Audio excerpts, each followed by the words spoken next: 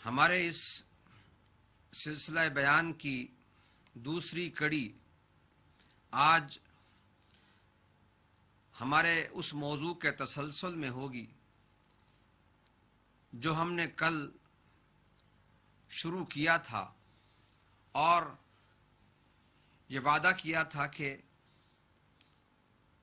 عددی اکثریت کے حوالے سے کچھ باتیں آج بیان کی جائیں گی اور ہمارے سابق محترم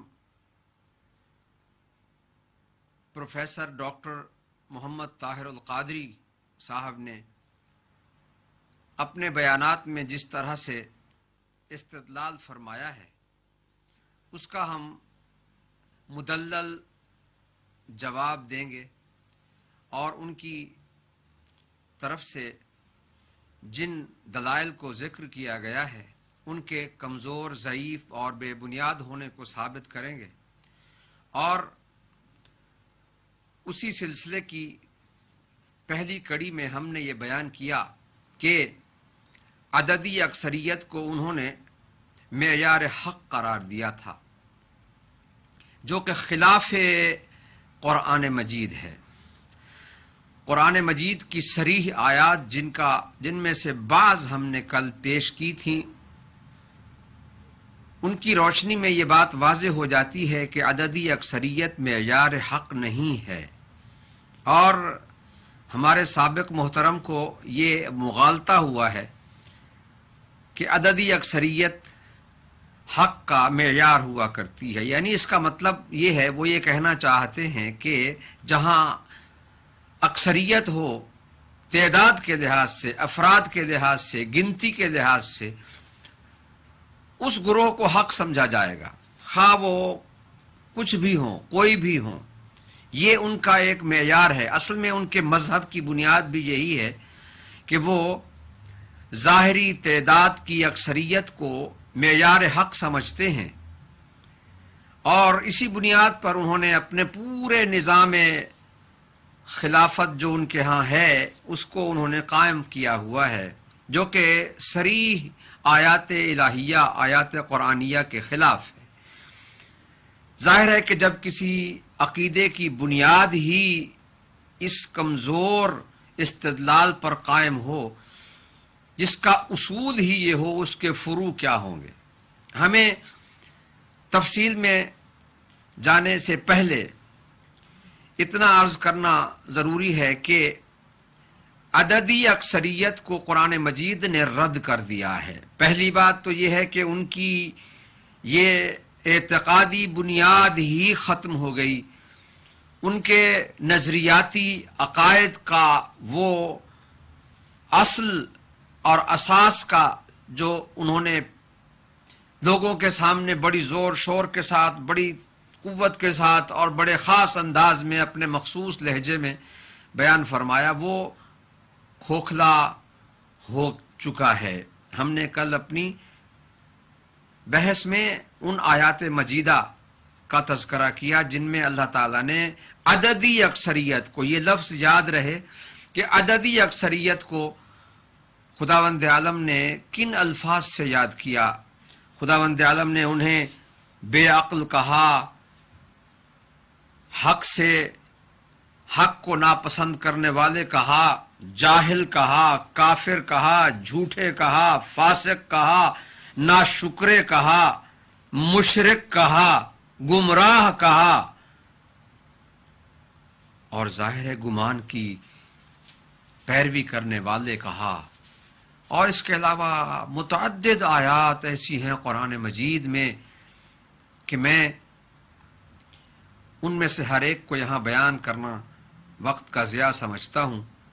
لوگ چاہیں تو خود اپنا اس مقدس کلام کی طرف رجوع کر لیں تو انہیں معلوم ہو جائے گا کہ عددی اکثریت کو اللہ کے نزدیک کیا حیثیت دی گئی ہے، عددی اکثریت کا معیار خدا کے نزدیک کیا ہے۔ خدا نے اسے عددی اکثریت، دیکھیے جہاں پر بھی ہم یہ کہتے ہیں ائمہ اہل بیت علیہم السلام کی تعلیمات کی روشنی میں ہمیں یہ بتایا گیا ہے کہ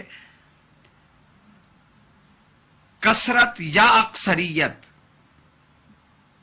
وہی حق پر ہوتی ہے جو مومن ہو. اب اس میں اگر وہ مومن قلت میں بھی ہوں تب بھی معیار تعداد نہیں بلکہ معیار ایمان اور عقیدہ کی درستگی ہے. اگر عقیدہ درست ہے، ایمان درست ہے، نظریہ درست ہے تو وہ کم بھی ہوں تب بھی حق پر ہوتے ہیں، اور جو نظریاتی طور پر غلط ہوں وہ کم بھی ہوں تب بھی غلط ہیں، زیادہ ہوں تب بھی غلط ہیں، چونکہ ان کے عقیدے کی بنیاد غلطی پر قائم ہے. اب میں اس موضوع کو صرف تھوڑا سا چند مطالب کے ذکر کے بعد چھوڑ دوں گا اور پھر دوسری اس حدیث کی طرف آؤں گا جسے انہوں نے بطور دلیل پیش کیا، اور اس پر اتنا زور دیا کہ شاید میرے خیال میں کسی بھی آیت کو بھی انہوں نے اتنا معیار نہیں بنایا جتنا اس حدیث کو بنایا، جس کے متعلق میں ابھی عرض کرتا ہوں. اکثریت کا معیار ایمان ہے، اقلیت کا معیار ایمان ہے. حقیقت اور حقانیت ان کے ساتھ ہے جو ایمان والے ہیں. کل میں نے عرض کیا تھا کم من فئۃ قلیلہ غلبت فئۃ کثیرہ. کم گروہ، تھوڑے لوگ، قلیل، قلت، تعداد میں کم لوگ کثرت پر غالب آئے، تعداد میں زیادہ لوگوں پر غالب آئے. تو لہذا خداوند عالم نے قرآن مجید میں کئی مرتبہ قلت کو بڑی اہمیت کے ساتھ بیان کیا ہے کہ بہت میرے قلیل بندے ہیں جو شکر گزار ہیں، میرے قلیل بندے ہیں جو مومن ہیں. تو یہاں پر اکثرہم کافرون، اس کے مقابلے میں جب ہم اکثریت کے مقابلے میں کثرت یا قلت کو دیکھیں گے تو اس وقت یقیناً جب اکثر کافر ہیں تو ان کے مقابلے میں عقل کیا کہتی ہے؟ عقل یہ کہتی ہے کہ اکثریت کافر ہے، اکثریت مشرک ہے، اکثریت منافق ہے، اکثریت جاہل ہے، تو جو اس کے مقابل ہوگا وہ بھی اس کا نقطہ مقابل ہوگا. یعنی جاہل ہے، اکثریت جاہل ہے، اقلیت عالم ہے. اکثریت فاسق ہے، اکثریت فاسق ہے، اقلیت عادل ہے. اسی طرح سے آپ ہر آیت کے تقابل میں اس کے نقطہ مقابل کو جب لائیں گے تو آپ کو نتیجہ اخذ کرنا آسان ہو جائے گا.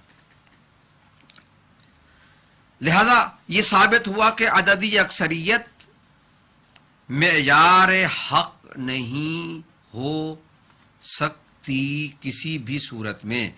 قرآن مجید کے مستند اور واضح بیان کے بعد اب کسی حدیث کا سہارا لینا اس لیے بھی ضروری نہیں رہتا کہ قرآن پہلے ہے، اور پیغمبر کی حدیث کبھی قرآن کے مخالف ہو ہی نہیں سکتی ہے.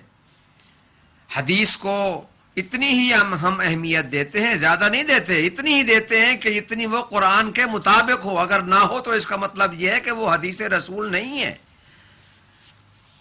راوی کوئی بھی ہو، ہمیں اس سے غرض نہیں ہے، لیکن حدیث نبوی وہی ہو سکتی ہے اور وہی ہے کہ جو قرآن کے مطابق ہو، قرآن کی تفسیر کرے، قرآن کی وضاحت کرے، قرآن مجید کو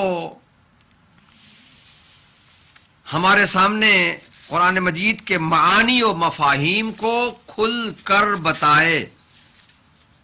اگر ایسا نہ ہو تو پھر اس حدیث کو ہم حدیث رسول ہی نہیں مانتے ہیں، بلکہ کسی راوی کی من گھڑت بات تو کہہ سکتے ہیں، حدیث رسول نہیں کہہ سکتے. حدیث رسول صرف وہی ہو سکتی ہے کہ جو خود قرآن مجید کے عین مطابق ہو. کیوں؟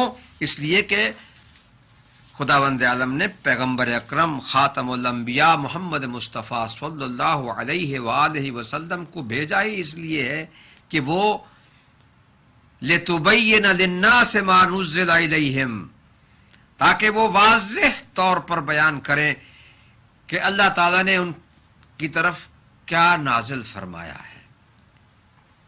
بنابراین یہ کہنا کہ عددی اکثریت